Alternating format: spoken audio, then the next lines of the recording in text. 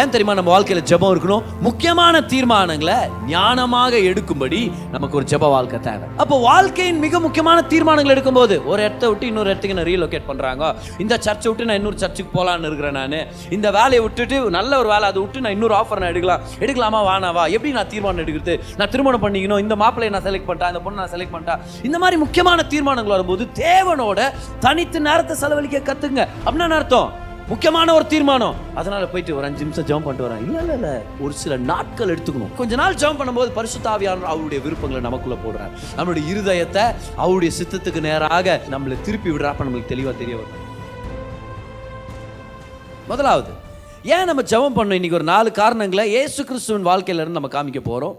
4 முக்கியமான நேரங்கள்ல இயேசு கிறிஸ்துவானவர் ஜெபம் பண்றாரு. இப்போ பல தடவை அவர் ஜெபம் பண்ணியிருக்கிறத நான் வேதம் ரெக்கார்ட் பண்ணியிருக்குது. அதில் 4 முக்கியமான இடங்களை மட்டும் இன்றைக்கி நம்ம ஹைலைட் பண்ணுறோம். இந்த 4 இடத்துல மட்டும் தான் ஜீசஸ் ப்ரேயர் பண்ணார் அப்படின்னு நினச்சிடாதீங்க. இந்த 4 நாள் தான் அவர்கிட்ட வந்து கற்றுக்க முடியும்னு அர்த்தம் இல்லை. அவர் ஜபித்த அநேக இடங்கள்ல, அநேக சம்பவங்களில் இந்த 4 இடங்கள் ரொம்ப முக்கியமான ஒரு விஷயம். இந்த 4 விஷயத்துலையும் நம்ம 4 காரணங்களை கற்றுக்க போகிறோம். ஏன் ஜெபம் அவசியம்? 4 காரணங்கள் இயேசுடைய வாழ்க்கையிலேருந்து. லூக்கா 3 அதிகாரம் 21 வசனத்தை படிக்கிறேன் பாருங்க. ஜனங்கள் எல்லாரும் ஞானஸ்நானம் பெற்ற போது இயேசுவும் ஞானஸ்நானம் பெற்று, அப்போ அவரும் ஞானஸ்நானம் பெற்றார். எதுக்காக ஞானஸ்நானம் பெற்றுக்கொள்ளணுமா இருந்துச்சு? இயேசு கிறிஸ்துவானவர் அவர் ஏதாவது பாவம் பண்ணாரா? நிச்சயமா இல்லை. எல்லாரும் பாவத்தை அறிக்கை செஞ்சு ஞானஸ்நானம் பெற்றுக்கொண்டாங்க. ஜீசஸ்க்கு என்னத்துக்கு ஞானஸ்நானம்? கரெக்டா இல்லையா? நம்ம எல்லாரும் ஞானஸ்நானம் எடுக்கிறது கரெக்டு. ஒரு சில பேர் 2-3 தடவை எடுத்தாலும் அதில் எந்த தப்பு இல்லைன்ற மாதிரி தோண்டு. ஆனால் நம்ம ஒரு தடவை தான் தரணும். நம்ம சில பேர் வந்து என்ன அப்ரோச் பண்ணியிருக்கிறாங்க, பதர் எனக்கு இன்னொரு தடவை குத்திங்கன்னா நல்லாயிருக்கும், நான் அவங்கள பார்த்து சொல்கிறேன், எவ்வளோ தடவை குத்தாலும் நீ திருந்த மாட்டேன் அப்படி சொல்கிறதுல நான். ஆனால் சொல்கிறேன், நான் ஒரு தடவை அது எடுக்கிறது தான் அது விஷயம். ஏன்னா ஒரு தடவை நம்ம டிக்ளேர் பண்ணுறோம். ஜீசஸ் ஏன் ஞானஸ்தானம் எடுக்கணும்? யோவான் அதே கேள்வியை தான் கேட்குறாரு. சொல்கிறாரு, நான் தான் உங்ககிட்ட வரணும் ஞானஸ்தானத்துக்கு, நீங்கள் என்கிட்ட போய் வந்திருக்கிறீங்களேன்னு. ஜீசஸ் சொல்கிறாரு, எல்லா நீதியும் நிறைவேறும்படி, பாவத்தை அறிக்கை செய்யும்படின்னு சொல்ல, அவர்கிட்ட பாவமே இல்லை. எல்லா நீதி நிறைவேறும்படி நான் அர்த்தம், பிதாவானவர் சொல்லியிருக்கிறார், நான் செய்கிறேன். அப்போ அவர் ஞானஸ்தானம் எடுத்ததுக்கு காரணம் என்னது? கீழ்ப்படிதல். He did not take baptism because of his disobedience. He never disobeyed. He took baptism because of obedience. எல்லாம் சொல்லுங்க, கீழ்ப்படிதல் நிமித்தம். அப்போ ஒரு ஞானஸ்தானம் பெற்று தண்ணீர்லேருந்து வெளியே வர்றாரு பாருங்க. அவர் ஞானஸ்தானம் பெற்று ஜெபம் பண்ணுகையில், இதை நிறையா காஸ்பிள்ஸில் மிஸ் பண்ணிடுற வாய்ப்பு இருக்குது. ஆனால் நம்ம நீங்கள் மிஸ் பண்ண போகிறதில்ல. ஜீசஸ் ஞானஸ்தானம் எடுத்துட்டு வெளியே வந்து ஜெபம் பண்ணார். ஜெபம் பண்ணுகையில் வானம் திறக்கப்பட்டது. நம்ம ஏன் ஜெபம் பண்ணுறோம்? ஏன்னா நமக்காக வானங்கள் திறந்துருக்குது. அப்போ இவருடைய ஜெபம் வந்து கீழ்ப்படிதல் இல்லாத வாழ்க்கைக்கு ஒரு எக்ஸ்கியூஸாக பண்ணல அப்படின்னா ஒரு சில பேர் இருக்கிறாங்க தெரியுமா? கர்த்தருடைய வார்த்தை கீழ்ப்படிய மாட்டாங்க அப்படின்னா கர்த்தருடைய நாமத்தின் மகிமைக்காக வாழ மாட்டாங்க. தேவனை அதான் ஒரு சர்ச் அட்டென்ட் பண்ணுறதோ, கர்த்தரோட நேரத்தை செலவழிக்கிறது, பிஸ்னஸ் நடத்தும் போது நேர்மையாக அவருடைய நாமத்தின் மகிமைக்காக இப்படியெல்லாம் செய்ய மாட்டாங்க. ஆனால் டெய்லி ஒரு தனிப்பட்ட கொஞ்சம் நேரம் ஜெபம் பண்ணிடுவாங்க. பண்ணுறதெல்லாம் அக்கிரமம் அட்டுலியன்னு வச்சுக்குவேன். ஆனால் கொஞ்ச நேரம் ஜெபம் பண்ணிட்டு அது சரி போயிடும் அப்படின்னா இவங்களுடைய கான்செப்ட் என்ன தெரியுமா?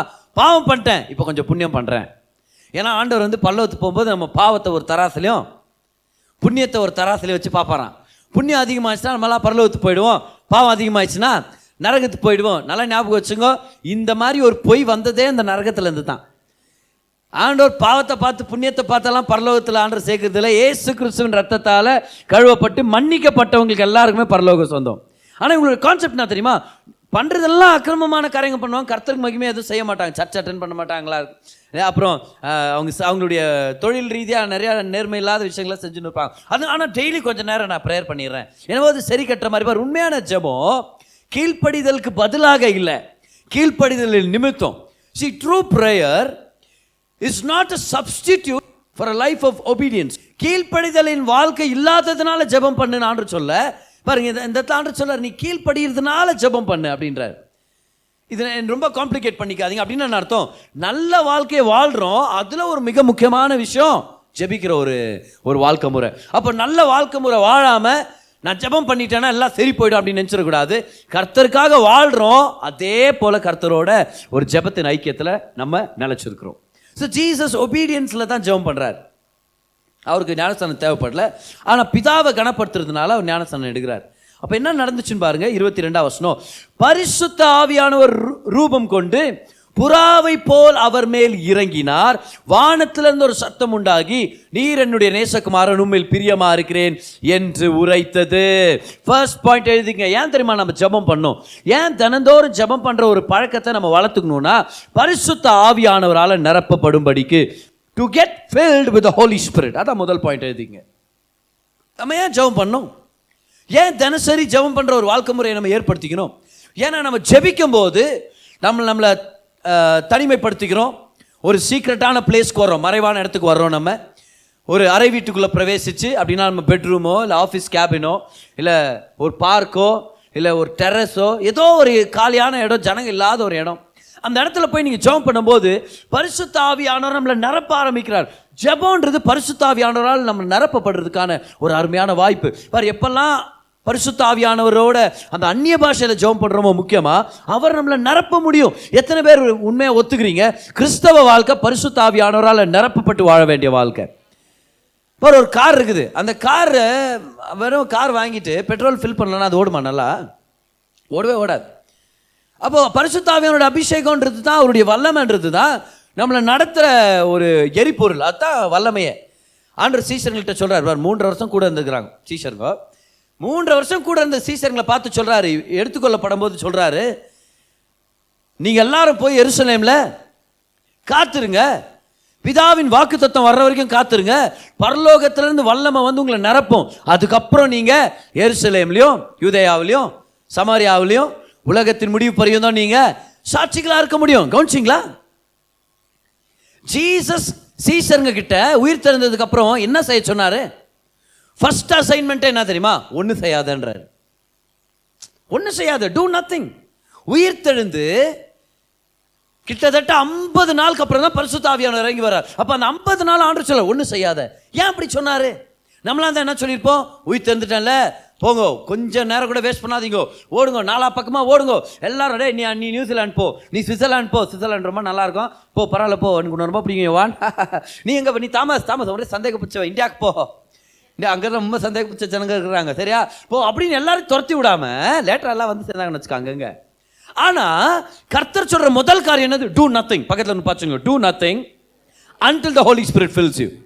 இதுதான் ஹோலி ஸ்பிரிட் மூலமாக தேவ ஆட்டுக்குட்டியானவர், உயிர் தெரிந்த இயேசு கிறிஸ்துவானவர் அவர் சீசர்கள்ட்ட சொல்றாரு. ஏன்னா பரிசுத்த ஆவியானவர் இல்லாமல் நம்மளால வல்லமையான வாழ்க்கை வாழ முடியாது. சில பேர் சொல்ல கிறிஸ்தவ வாழ்க்கை ரொம்ப கஷ்டம். எவ்வளோ பேர் அந்த மாதிரி நினச்சிக்கிறீங்க? கை தூக்காதீங்க. ஏன்னா கை தூக்குறது கூட கஷ்டப்படுவீங்கன்னு வச்சுக்கோ, அது ஒரு விஷயம். கிறிஸ்தவ வாழ்க்கை ரொம்ப கஷ்டம் பதர். பிக்சர் பார்க்கக்கூடாதான், அப்படி இந்த நகை போடக்கூடாதான், இதெல்லாம் ஜனங்களாக கொண்டு வர்ற ஒரு திட்டம் தான், ஜனங்களாக கொண்டு வர அடிஷன்ஸ் தான் இது. ஆனால் அப்படி ஒரு ஐடியா இருக்குது. கிறிஸ்தவ வாழ்க்கையாக ஆண்டருக்காக சாக கூட ரெடியாக இருக்கணும், ஆண்டவர் நம்மளை மிஷினரி அனுப்பிடுவார். ஒரு சில பேர் கிறிஸ்தவனாகிறதுக்கு என்ன அதுக்கு பயம் தெரியுமா? ஒரு சில பேர் ஐயோ வந்து ஒப்பு கொடுத்தோன்னா ஆப்பிரிக்காவுக்கு மிஷினரியாக போன்னு அனுப்பி விட்டுருவாரான், கல்யாணமே பண்ணிக்கூடாதான், நம்ம கல்யாணம் பண்ணாமல் எப்படி சந்தோஷமாக வாழ்றது, இப்போ கல்யாணம் பண்ணிட்டு பேர் வர்றாரு பதர், எப்படி தான் சந்தோஷமாக வாழ்றது அப்படின்றான் அவர். அது வேற ஒரு கதைன்னு வச்சுக்கோ. ஆனால் ஒரு சில பேருக்கு அந்த எண்ணம், கிறிஸ்தவ வாழ்க்கையா ஏற்றுக்கோ அப்பணிக்கிறோமா, ஐயோ எப்படி தான் வாழ்றது நம்ம. கவனிங்க, கிறிஸ்தவ வாழ்க்கை ரொம்ப கஷ்டமா? இல்லை. கிறிஸ்தவ வாழ்க்கை ரொம்ப ஈஸியா? இல்லை.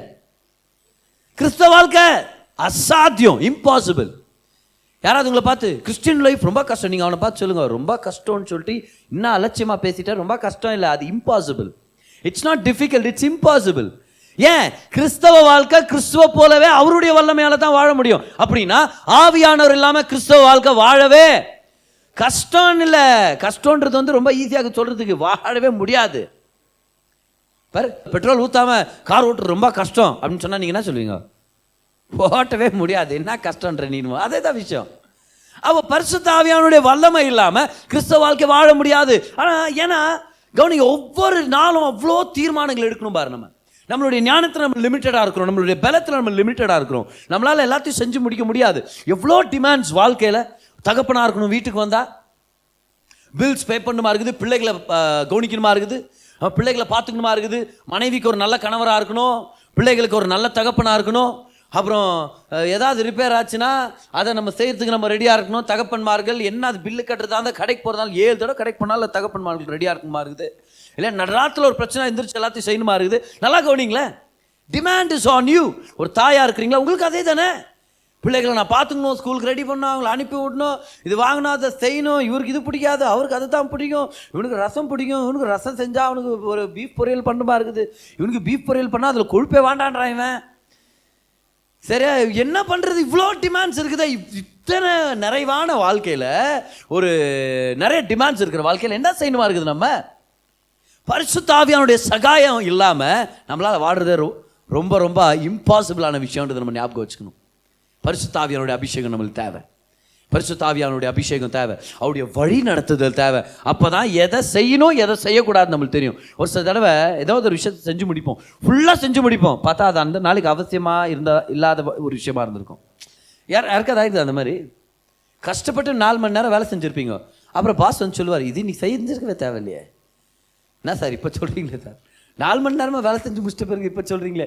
அதனால தான் பரிசுத்த ஆவியானவர் சொல்கிறாரு, நீ என்னால் நிரப்பப்பட்டன்னு வச்சுக்க, தினமும் நான் சொல்லுவேன், இந்த விஷயத்தை நீ செய், இதை செய்யாத, இந்த விஷயத்தை முழுசா செய், இந்த விஷயத்தை நீ தலையிடவே வேண்டாம், கை வைக்கவே வேண்டாம். அப்போ பரிசுத்த ஆவியானவரால் நிரப்பப்படலைன்னா பரிசுத்த ஆவியானவரால் எப்படி வழி நடத்தப்படுறது? அப்போ எல்லாரும் சொல்லுங்க, ஏன் நம்ம ஜெபம் பண்ணுமா? முதல் காரணம் என்னது? பரிசுத்த ஆவியானவரால நிரப்பப்படும்படி. ஆமென். அப்போ பரிசுத்த ஆவியானவர் நிரப்பினார்னா என்ன பண்ணுவாரு பாருங்க. லூக்கா 3:22 பரிசுத்த ஆவியானவர் இறங்கி வர்றாரு, நிரப்பப்படுறாரு. யோவான் ஸ்நானகன் சொல்றாரு, இயேசு கிறிஸ்துவானவர் பரிசுத்த ஆவியானவரால் நிரப்பப்பட்டவரா இருந்தார் அப்படின்றத. இப்போ அப்படியே அந்த வசனங்களுடைய கண்டினியூஷன் பாருங்க. லூக்கா 4 முதல் வசனம், இயேசு பரிசுத்த ஆவியினால் நிறைந்தவராய். எல்லாம் சொல்லுங்க, நிறைந்தவராய். What happens when you are filled with the Holy Spirit? Look at the verse. யோர்தானை விட்டு திரும்பி ஆவியானவராலே வனாந்தரத்திற்கு கொண்டு போகப்பட்டு, இங்கிலீஷ்ல இருக்கும் led by the Spirit. எல்லாம் சொல்லுங்க, led by the Spirit. எல்லாம் சொல்லுங்க, முதலாவது filled by the Spirit. அதனால என்ன ஆகுது நம்ம வாழ்க்கையில? led by the Spirit. எல்லாரும் சொல்லுங்க, எதனால நிரப்பப்படுறனோ அதனால தான் வழி நடத்தப்படுவேன். இன்னொரு தடவை எல்லாரும் கை வைத்து சொல்லுங்க, எதனால நிரப்பப்படுறனோ அதனால தான் வழி நடத்தப்படுவேன். அப்போ அந்த நாள் முழுதும் நம்ம மைண்டை எதனால நிரப்புறோம்? அந்த நாள் முழுதும் நம்மளுடைய தாட் லைஃபை எதனால நிரப்புறோம்? அந்த நாள் முழுதும் நம்ம சரீரத்தை கூட எதனால நிரப்புறோமோ அதுதான் நம்மளை வழி நடத்தும். அதனால தான் ஆண்டவர் சொல்றாருல, பரிசுத்த ஆவியானவரால் நிரப்பப்படு, ஆனா மதுபானத்தினால் நிரப்பப்படாதுன்றார். ஏன் அது ரெண்டையும் சம்மந்தப்பட்டார்?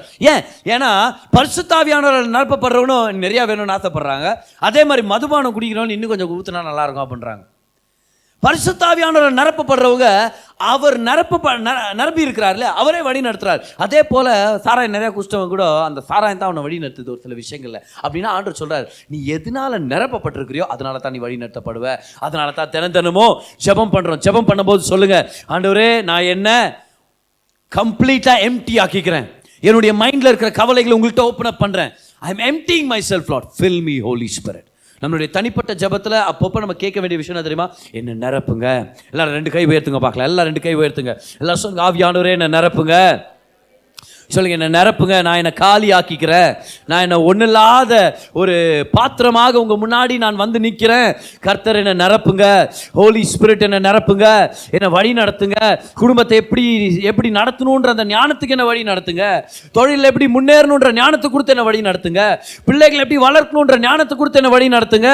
ஆவியானவரே என்ன நிரப்புங்க, என்ன நடத்துங்க. எல்லாரும் சொல்லுங்க, நிரப்புங்க, நடத்துங்க. What you are filled with is what you will be led by. அப்போ ஜீசஸ் இந்த இடத்துல ஜெபம் பண்றாரு, பரிசுத்த ஆவியானவரால நிரப்பப்படுறதுக்காக. ரெண்டாவது விஷயம் ஏன் நம்ம ஜெபம் பண்றோம்? ஜீசஸ் அடுத்ததா ஒரு முக்கியமான சம்பவத்தில் ஜெபம் பண்றாரு. இது எப்போன்னு சொல்லி பார்க்கலாமா? எல்லாரும் லூக்கா 6 வாங்க. அதுடைய 12 13 நான் படிக்கிறேன் பாருங்க. அந்நாட்களிலே அவர் ஜெபம் பண்ணும்படி ஒரு மலையின் மேல் ஏறி ரா முழுவதும் தேவனை நோக்கி ஜெபம் பண்ணி கொண்டிருந்தார்.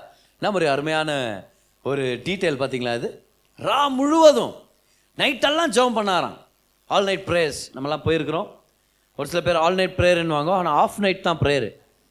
சரி, மிச்சம் பாதி நைட்டு தூக்கத்திலே உட்காந்து என்ன நடந்துச்சு என்ன ஓடிச்சு ஒன்றுமே தெரியாது அவங்களுக்கு வச்சுக்கோங்க.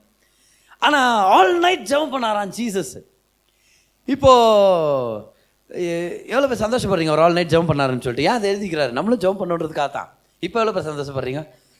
இப்போ சரி, நீங்கள் பண்ணீங்க ஆண்டவர், இது ஆண்டவர் எழுதி வச்சுக்கிறீங்க, நம்ம கேட்குறோம் நம்ம இல்லையா? ஆனால் கர்த்தர் ஒரு க்ளூ கொடுக்குறாரு எப்படி வெற்றிகரமாக வாழ்றதுன்னு வச்சு ஆல் நைட் ஜெபம் பண்ணுறாராம். ஏன் அவ்வளோ நேரம் ஜெபம் பண்ணாரு? என்ன காரணம்? அடுத்த வசனத்தை பாருங்க, 13 வசனத்தை பாருங்க. பொழுது விடிந்த போது அவர் தம்முடைய சீஷர்களை வரவழைத்து, இப்ப பாருங்க, கிட்டத்தட்ட அவருக்கு பின்னாக 70 பேர் இருந்திருக்கிறாங்க ஒரு காலகட்டத்தில். அந்த 70 பேரையும் 2 பேராக பிரித்து விட்டெல்லாம் ஊழியத்தெல்லாம் நடத்தியிருக்கிறார். நம்ம நினச்சுக்கிறோம் ஜீசஸ் பின்னாடி வரும் 12 பேர் தான் இருந்தாங்கன்ட்டு. அதுவும் 12 பேரும் ஆண்கள் அப்படின்னு இல்லை. எல்லாம் கவனிங்க, 70 பேர், கிட்டத்தட்ட 70 பேர் இருந்தாங்க. அதில் நிறைய ஸ்திரீகளும் இருந்தாங்க. இப்போ மக்தலேனா மரியாளெல்லாம் அவங்க கூடவே பயணம் பண்ணியிருந்திருக்க பெரிய வாய்ப்பு இருந்திருக்குது. சரி, நிறைய பேர் அவங்க கூட ட்ராவல் பண்ணாங்க. ஓகே, ஸோ அதனால தான் பெந்தகோஸ்தே அன்னைக்கு 120 பேர் கேதர் ஆனதை நம்ம பார்க்குறோம். ஏசு உயிர் தெழுந்துட்ட பிறகு 500 பேர் அவரை ஃபாலோ பண்ணியிருந்திருக்கிறாங்க ஒரு காலகட்டத்தில் நம்ம படிக்கிறோம். அப்போ அவருக்கு பெரிய ஒரு பட்டாளம் இருந்துச்சு. ஒரு குறிப்பிட்ட ஜனங்க அவரை ஃபாலோ பண்ணிட்டு இருந்தாங்க. முக்கியமானவங்க தான் 12 பேர். அந்த 12 பேர்லேயும் முக்கியமானவங்க யாரு? பேதுரு, யாக்கோப், யோவான். அந்த 3 பேர்லேயும் முக்கியமானவங்க யாரு? யோவான். ஆண்டவருக்கு ரொம்ப நெருக்கமானவர் அப்படின்னு பார்த்தா யோவான். கடைசி வரைக்கும் கூட இருந்து உயிர்த்தெழுதலுக்கு அப்புறம் கூட ரொம்ப வித்தியாசமானவர். அவர் தான் ஆண்டவருடைய மார்பு மேலே சாயத்துக்கு தைரியம். பேதுருக்கு அந்த தைரியம் இருக்குல்ல. பேதுரு தூரத்து வந்து கேட்குவார், யோவான் யாருன்னு கேளு. அப்படியே சாஞ்சு அப்படியே கேட்டுன்னு வந்துரு. யோவான் தான் சாஞ்சு அப்புறம் கேட்டு வர்றார். ஸோ அவர் தான் ரொம்ப க்ளோஸ். ஆனால் இத்தனை பேர் இருக்கும்போது 12 பேரை மட்டும் எப்படி செலக்ட் பண்ணுறது பாருங்க. 13 வருஷத்துல பொழுது விடிந்த போது அவர் தம்முடைய சீஷர்களை வரவழைத்து அவர்களில், அப்போ நிறைய பேர் இருந்தாங்க, 12 பேரை தெரிந்து கொண்டு அவர்களுக்கு அப்போஸ்தலர் என்று பெயரிட்டார். அப்போஸ்தலர்னா அனுப்பப்பட்டவங்கன்னு அர்த்தம். அப்போஸ்தலருடைய ஊழியம்னா அநேக போதகர்களுக்கு அவங்க ஒரு போதகரா ஒரு தகப்பனா இருக்கிறாங்கன்னு அர்த்தம். அநேக சபைகளை ஸ்தாபிச்சு அநேக லீடர்ஸை எம்பவர் பண்ணி உலகமெங்கும் சுவிசேஷம் பரவுறதுக்காக சபைகளை நாட்டுகிறவர்கள் அப்படின்னு அர்த்தம். சரி, இப்போ அப்போஸ்தலர் அப்படின்னு சொல்லி ஒரு சில பேர் செல்ஃப் ப்ரொக்ளைம்டா கூட வச்சுக்கிறாங்க. அவங்கவுங்க டைட்டில் வச்சுக்கிற அப்போஸ்தலர் அப்படியெல்லாம். ஆனால் கர்த்தர் யாரை ஏற்படுத்துறார்? கர்த்தர் என்ன ஊழியத்தை கொடுத்தார் இவங்க எல்லாருக்கும் பார்த்தா, இவங்க உலகமெங்கும் போய் அங்கங்கே சுவிசேஷ பிரசங்கம் பண்ணி சபைகளை நாட்டி அந்த சபைகளுக்கு மெய்ப்பர்களை ஏற்படுத்தி லீடர்ஸை ட்ரெயின் பண்ணி எம்பவர் பண்ணி விட்டு வராங்க. So a pastor of many pastors, a leader of many leaders, அவங்க அப்போஸ்தலர்னு அழைக்கப்படலாம். அது அப்போஸ்தலருடைய அழைப்பது. சரியா? ஸோ அதில் 12 பேருக்கு தான் அப்போஸ்தலருடைய அழைப்பை கொடுக்குறாரு. ஆனால் அதுக்கு முந்தின நைட் என்ன பண்ணாரு? ஃபுல்லாகவே ஜெபம் பண்ணார். அடுத்த நாள் மிக முக்கியமான தீர்மானம் எடுக்கணும். அதுக்கு முந்தின நைட்டு ரொம்ப நேரம் ஜெபம் பண்ணுறாரு. ஏன் தெரியுமா? நம்ம வாழ்க்கையில் ஜெபம் இருக்கணும். இயேசு கிறிஸ்துடைய வாழ்க்கையில் இருந்து கற்றுக்கலாம். எழுதிங்க, to make important decisions wisely. To make important decisions wisely. முக்கியமான தீர்மானங்களை ஞானமாக எடுக்கும்படி நமக்கு ஒரு ஜெப வாழ்க்கை தேவை. முக்கியமான தீர்மானங்களை ஞானமாக எடுக்கும்படி நமக்கு ஜெப வாழ்க்கை தேவை. நிறைய முக்கியமான தீர்மானங்கள் நம்ம வாழ்க்கையில் வரும் பார். வேலையை மாற்றுறது, சர்ச்சை மாற்றுறது, ஊழியத்தில் அடுத்த கட்டத்துக்கு போகிறது, ஒரு புது பிஸ்னஸ் ஆரம்பிக்கிறது, திருமணம் பண்ணிக்கிறது, பொண்ணை தேர்ந்தெடுக்கிறது, மாப்பிள்ளையை தேர்ந்தெடுக்கிறது. இந்த மாதிரி விஷயங்கள்லாம் வரும்போது இதெல்லாம் முக்கியமான தீர்மானங்கள். உங்கள் வாழ்க்கையை மாற்றி போயிடும் பார். ஒரு இடம் விட்டு இன்னொரு இடம் போகிறது, ரீலோகேட் ஆகுறது. இல்லை, பெங்களூர்லேருந்து எனக்கு வந்து சென்னைக்கு ரீலோகேட் பண்ணுறாங்க, பதர் நான் போட்டுமா வேண்டாமா, அந்த ஆஃபர் எடுத்துக்கிட்டுமா வேண்டாமா, அதெல்லாம் பெரிய டிசிஷன். இது உங்கள் குடும்பத்தையும் பாதிக்கும், உங்கள் ஸ்பிரிச்சுவல் லைஃப்பையும் பாதிக்கும். இது கர்த்தரால் வந்திருந்தால் மேன்மையை கொண்டு வரும், கர்த்தரால் வராமல் போச்சுன்னா நிறைய சிக்கல்கள் இருக்கும். அப்புறம் நீங்கள் தான் கஷ்டப்படணுமா இருக்கும். அதனாலே இதெல்லாம் முக்கியமான தீர்மானங்கள். பார், பொண்ணு பார்க்குறது, இந்த பொண்ணை நான் தேர்ந்தெடுக்கலான்னு இருக்கிறேன் என் வாழ்க்கைக்காக. இதில் கர்த்தருடைய ஞானம் ரொம்ப அதிகமாக தேவைப்படுது. ஏன்னா அடுத்த 70-75 வருஷம் அவங்களோட தான் நீங்கள் வாழ போகிறீங்க. நல்லா கவனிங்க, பரலோகத்துக்கு பக்கத்தில் போகிறதுக்கு இல்லைன்னா நரகத்தில் பக்கத்தில் போயிட்டு வர்றதுக்கு திருமணம் தான் உங்களுக்கு வழி. இதில் 2ல் ஒரு இடத்த நீங்கள் டச் பண்ணிட்டு வர்றீங்க. சரியான நபர்களை, கர்த்தரை கனப்படுத்துகிற குணசாலிகளை, கேரக்டர் பீப்புளை, பர்ஃபெக்ட் பீப்புள்னு சொல்ல. அப்படி பர்ஃபெக்ட் பீப்புளை எதிர்பார்த்தீங்கன்னா உங்களுக்கு கிடைக்க வாய்ப்பே இல்லை. உங்களுக்கு இருக்கிற ஒரே கல்யாணம் ஆட்டுக்குட்டியான ஒரு கல்யாணம். அங்கே உட்காந்து ரிசப்ஷனில் சாப்பிட்டு ஏஞ்சி போயினேங்கணும் நீங்கள். சரியா? ஆண்டவர் ஏதாவது ரூம் கொடுவார், அங்கே போய் படுத்துங்கணும் நீங்கள். பர்ஃபெக்டான உலகத்தில். ஆனால் கேரக்டர் ஆனவங்க, நேர்த்தியானவங்க, கர்த்தரை கனப்படுத்துறவங்க, உங்களை விட கர்த்தரை நேசிக்கிறவங்க தான் உங்களை நல்லா நேசிக்க முடியும். இது என்ன மாதிரி ஒரு டாபிக் பாரு. இது ஒருத்தர பேர் சொல்லுவாங்க தெரியுமா? நீ யாரை விரும்புறியோ அதை விட உன்னை யார் விரும்புகிறானோ அவனை கட்டிக்கிட்டு அவன் வாழ்க்கை நல்லா இருக்கும். பைத்தியக்காரத்தனமான ஃபிலாசபி. நீங்கள் ரோட்டில் நடந்து போகும்போது ஒரு பிச்சைக்காரன் கூட பார்த்து உங்களை பார்த்து விரும்புவான். நீங்கள் விரும்பலப்பா, அதுக்கு நான் அவனை கட்டிக்க முடியுமா? அது சரியில்லை. அது ஆனால் தேவனை யார் உங்களை விட அதிகமாக நேசிக்கிறாங்களோ அவங்க உங்களை அதிகமாக நேசிப்பாங்கிறது அதிக நிச்சயம். ஏன்னா அவங்களுக்கு கண்டினியூவாக அன்பின் சப்ளை கிடச்சினே இருக்குது. அப்போ கண்டிப்பாக அந்த அன்பை உங்களுக்கு கொடுத்தே ஆகணுமே. நிரம்பி வழியுது. ஆண்டவர்கிட்ட நெருக்கமாக இருக்கிறாருப்பா. நீங்கள் கல்யாணம் பண்ணிக்கிற அந்த கணவரோ மனைவியோ ஆண்டவர்கிட்ட அந்த அன்பை வாங்கி வாங்கி யார்கிட்ட ஊற்றுவாங்கன்னு நினைக்கிறீங்க? பக்கத்தில் இருக்கிற உங்களுக்கு தான் ஊற்றுவாங்க. அப்போ சந்தோஷமான வாழ்க்கையாச்சே. அப்போ உங்களை விட கர்த்தரை நேசிக்கிற ஒருத்தர் உங்களை சமமாக நல்லா நேசிப்பார். அப்போ இந்த முக்கியமான தீர்மானம் பாரு, யார் திருமணம் பண்ணிக்கிறோன்றது முக்கியமான தீர்மானம். அதை சொன்ன மாதிரி நீங்கள் மட்டும் ஒரு சரியான நபரை கல்யாணம் பண்ணிக்கினீங்கன்னா நீங்களும் சரியானவராக இருக்கணும். நல்லா ஞாபகம் வச்சுங்க, நீங்களும் ஒரு ஹெல்த்தியான இண்டிவிஜுவலாக கர்த்தரை நேசிக்கிறவங்களா இருக்கணும். அப்படி இருந்து ஒரு நல்ல ஒரு நபரை திருமணம் பண்ணிக்கிட்டிங்கன்னா பரலோகத்தை அப்படியே தொட்டு பார்க்குற மாதிரி இருக்கும். அப்பப்போ பரலோகத்துக்கிட்ட போயிட்டு வந்துடுற மாதிரி இருக்கும்னு வச்சுக்கோங்க. அதே கொஞ்சம் வேறு மாதிரியான யாராவது ஒருத்தர் நீங்கள் வெறும் லுக்ஸ்க்காக, வெறும் பணத்துக்காக, வெறும் ஃபீலிங்ஸ்க்காக, எனக்கு அப்படியே ஒரு இன்ஃபாச்சுவேஷனால் அந்த மாதிரியெல்லாம் கல்யாணம் பண்ணிக்கிட்டிங்கன்னா அப்படியே நரகத்தில் போய் 2 நிமிஷம் உட்காந்துட்டு வந்த மாதிரி இருக்கும் உங்களுக்கு டெய்லி நீ வீட்டுக்கு போகிறது. ஏன் அதை சொல்கிறேன் நான்? முக்கியமான டிசிஷன். இதில் யாரை இன்வால்வ் பண்ணும்? ரொம்ப முக்கியமான ஜனங்களை இன்வால்வ் பண்ணும். பேரண்ட்ஸ், பாஸ்டர்ஸ், நம்மளுடைய அண்ணன் அக்காமார்கள், கிறிஸ்துவுக்குள்ள வளர்ந்தவங்க, அவங்களை இன்வால்வ் பண்ணுறோம். ஆனால் மிக முக்கியமாக யாரை நம்ம கன்சல்ட் பண்ணுறோம்? தேவனை. அப்போ வாழ்க்கையின் மிக முக்கியமான தீர்மானங்கள் எடுக்கும்போது ஒரு இடத்த விட்டு இன்னொரு இடத்துக்கு நான் ரீலோகேட் பண்ணுறாங்க, இந்த சர்ச்சை விட்டு நான் இன்னொரு சர்ச்சுக்கு போகலான்னு இருக்கிறேன், நான் இந்த வேலையை விட்டுட்டு நல்ல ஒரு வேலை அதை விட்டு நான் இன்னொரு ஆஃபர் நான் எடுக்கலாமா வானாவா, எப்படி நான் தீர்மானம் எடுக்கிறது? நான் திருமணம் பண்ணிக்கணும், இந்த மாப்பிள்ளையை நான் செலக்ட் பண்ணிட்டேன், இந்த பொண்ணை நான் செலக்ட் பண்ணிட்டேன். இந்த மாதிரி முக்கியமான தீர்மானங்கள் வரும்போது தேவனோட தனித்து நேரத்தை செலவழிக்க கற்றுங்க. அப்படின்னா அர்த்தம் முக்கியமான ஒரு தீர்மானம், அதனால் போயிட்டு ஒரு 5 நிமிஷம் ஜெபம் பண்ணிட்டு வரேன். இல்லை, ஒரு சில நாட்கள் எடுத்துக்கணும். இந்த யங் மினிஸ்டர்ஸ் கான்ஃபரன்ஸ் நடத்தணும்னு சொல்லி பிளான் பண்ணது போன வருஷமே பிளான் பண்ணேன். 2 வருஷமாக ப்ரேயர் பண்ணுகிறேன். இதை பற்றி ப்ரேயர் பண்ணி அந்த ஸ்டெப் எடுத்து வைக்குவேன். ஆனால் அந்த மூவ் இருக்காது. புரியுதா என்ன சொல்லிங்க? இப்போ மூவ் இல்லைன்னா அப்படி சார் தண்டு பாம்பு இருக்குமே அப்படின்னு நீங்கள் சொல்கிறீங்க. மெடிக்கல் ஸ்டோர் மாதிரி பேசக்கூடாது. ஓகே, இப்போது அந்த மூவ் இல்லை, பரிசுத்த ஆவியானவருடைய வழி நடத்துதல் இல்லை. வாஞ்சை பாரு, நம்மளா தான் தோன்றித்தனமாக காலை எடுத்து வச்சுட்டு அதுக்கப்புறம் ஐயோ காலை காரணம் அப்படின்னு தேடக்கூடாது. நம்ம அதான் நான் என்ன பண்ணுறேன், அந்த பேசுவேன், நம்ம டீம்கிட்ட பேசுவேன், செய்யணும்னு விருப்பப்படுறேன். அதுக்கப்புறம் சொல்லுவேன், வாண்ணா எனக்கு அந்த பரிசுத்த ஆவியானுடைய ஏவுதலோ அந்த வழி நடத்துதல், அந்த சமாதானத்தின் ஏவுதல் வரல, அந்த ஃப்ளோ இல்லை. புரியுதா? அந்த ஃப்ளோ இல்லை. ஸோ அப்படியே நான் பின்வாங்கிடுவேன். ஆனால் இந்த டைம் வந்து ஒரு ஹோட்டலில் அந்த ஹோட்டல் ரூமை புக் பண்ணி ஸ்பெஷல் பஃபே எல்லாம் ரெடி பண்ணி ஒரு நல்ல யங் மினிஸ்டர்ஸ் கான்ஃபரன்ஸ் ரெடி பண்ணணும்னு சொல்லி நான் விருப்பப்பட்டு இருந்தோம். ஜூலை மாதத்தில் நம்ம சர்ச்சில் நிறையா புது பொருட்கள் நம்ம வாங்கி நிறைய விஷயத்தை நம்ம அப்கிரேட் பண்ணுமா இருந்துச்சு. ஓகே, நிறைய வேலை நீங்கள் மேலே பார்க்குற நீங்கள் லைட்ஸ்லேருந்து எல்லாத்தையும் ரெனோவேட் பண்ணி டிஜிட்டல் மிக்சர் வாங்கி அதோடைய இன்ஸ்டாலேஷன், அதுக்கான ஒரு சில விஷயங்களை ஏற்படுத்துறது, இதெல்லாம் நம்மளுக்கு நிறைய செலவுங்க ஆயிடுச்சு. அப்புறம் அந்த தரிசனத்தை நிறைவேற்ற முடியாதுன்னு நினச்சினுக்கிற ஒரு நாள் எனக்கு தோண்டு பாருங்கள், ஏன் நம்ம சர்ச்சில் நடத்தக்கூடாது? பெரிய அளவில் செய்யாமல் ஏன் எவ்வளோ முடியுமோ அந்த அளவுக்குள்ளே நம்ம ஏன் நம்ம சர்ச்சில் பண்ணக்கூடாது? எவ்வளோ முடியுமோ அவ்வளோ காஸ்ட் கட்டிங் பண்ணிடலாமே. வேறு இடத்துக்கு வாடகை கட்டி வேறு இடத்துல சாப்பாடு ரெடி பண்ணுறது பதில் இங்கேயே நம்ம செஞ்சுட்டோன்னா சவுண்ட் சிஸ்டம் இந்த எல்லா வேலையும் நம்மளுக்கு மிச்சம். எந்த கெஸ்ட் ஸ்பீக்கரும் கூப்பிடாம நானே எல்லா செஷனும் எடுத்தேன்னா அவங்களுக்கு கொடுக்க வேண்டிய அந்த கணத்துக்குரிய மிக முக்கியமான ஒரு காணிக்கை, அதெல்லாம் பெரிய அமௌண்ட்டாக நம்ம தருவோம் இல்லையா? நம்ம கொடுக்கணும்னு விருப்பப்படுறோம் தேவ மனுஷர்களுடைய வாழ்க்கையில். அது எல்லாத்தையும் கொஞ்சம் காஸ்ட் கட்டிங் பண்ணிவிட்டு நம்ம இப்படி செய்யலாமே. இந்த எண்ணம் வந்தோடனே இமீடியட்டாக நான் யாருக்கும் கால் பண்ணி தான் அனௌன்ஸ் பண்ணல பார். கிட்டத்தட்ட 3 இல்லை 4 நாட்கள் இங்கே வந்து ஜெபம் பண்ணும்போதெல்லாம் சொல்லுவோம், ஆண்டவரே இந்த ஒய்எம்சி பற்றி நான் ஜெபம் பண்ணுறேன், யங் மினிஸ்டர்ஸ் கான்ஃபரன்ஸ் பற்றி என் உள்ளத்தில் இப்படி தோணுது, இந்த ஐடியா தோணுது, நம்ம சர்ச்சிலே நடத்தலாம், எவ்வளோ முடியுமோ அதை வச்சு நம்ம ஆரம்பிச்சிட்டா நீங்கள் அதை பெரிதாக்குவீங்க, நீங்கள் அதை பெருசு பண்ணி நீங்கள் அதை ஒரு பெரிய ஓப்பன் டோரை நீங்கள் தருவீங்க. 3 இல்லை 4 நாள் ஜெபம் பண்ண பாரு. அதுக்கப்புறம் ஒரு தெளிவான சமாதானம் வந்த உடனே அப்புறம் கூப்பிட்டு நான் சொல்கிறேன் நம்ம நடத்த போகிறோம். ஒரு 10 நாளுக்கு முன்னாடி தான் அனௌன்ஸ்மெண்ட்டை ரெடி பண்ணோம். ஆனால் ஆண்டவருடைய ஆசீர்வாதம் பாருங்களேன், வந்த எல்லாருமே அவ்வளோ ஆசீர்வதிக்கப்பட்டு நம்ம பிளான் பண்ணதை விட almost double the people, double ஜனங்க வந்து இது வரைக்கும் ஒரு இந்த மாதிரி ஒரு கான்ஃபரன்ஸை அட்டென்ட் பண்ண ஒரு வாய்ப்பே கிடைக்கலன்ற மாதிரி வந்து ஒரு சில பேர் ஆசீர்வதிக்கப்பட்டு அடுத்த கான்ஃபரன்ஸ்க்கு ஏற்கனவே நிறைய பேர் பணத்தை அனுப்பி ப்ரீ புக் பண்ணிட்டு இருக்கிறாங்க. உங்களுக்கு தெரியுமா? அது இப்போ இந்த வெற்றிக்கு யார் காரணம்? யாருடைய வழிநடத்துதல் காரணம்? தேவன். அப்போ பெரிய தீர்மானம் எடுக்கும்போது, முக்கியமான தீர்மானங்கள் எடுக்கும்போது அதிக நேரம் கர்த்தருடைய சமூகத்தில் நேரத்தை செலவழிக்க கற்றுக்கணும். ஓகே, நல்லா ஞாபகம் வச்சுங்க. 3 or 4 days. ஒரு சில டைம் கன்ஃபியூஸ்டாக இருக்கும்போது தீர்மானம் எடுக்கக்கூடாது பாரு. ஒரு வாரம் கூட ஆண்டவர்கிட்ட ஜெபம் பண்ணுறதுல நம்ம எதுவும் தயங்கக்கூடாது.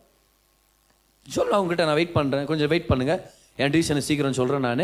ஆனால் ஒரு 7 days எனக்கு தேவைப்படுது, 8 days தேவைப்படுது, கொஞ்ச நேரம் நான் ப்ரேயர் பண்ணுறேன். நான் எனக்கு சமாதானம் இல்லைன்னா அட்லீஸ்ட் ஒரு 70-80% சமாதானத்தை உணரலைன்னா நான் இந்த விஷயத்துக்கு, இந்த டீலுக்கு, இந்த உறவுக்கு, இந்த ஓப்பன் டோருக்கு, இந்த ஆஃபருக்கு நான் ஓகே சொல்ல தேவையில்லை.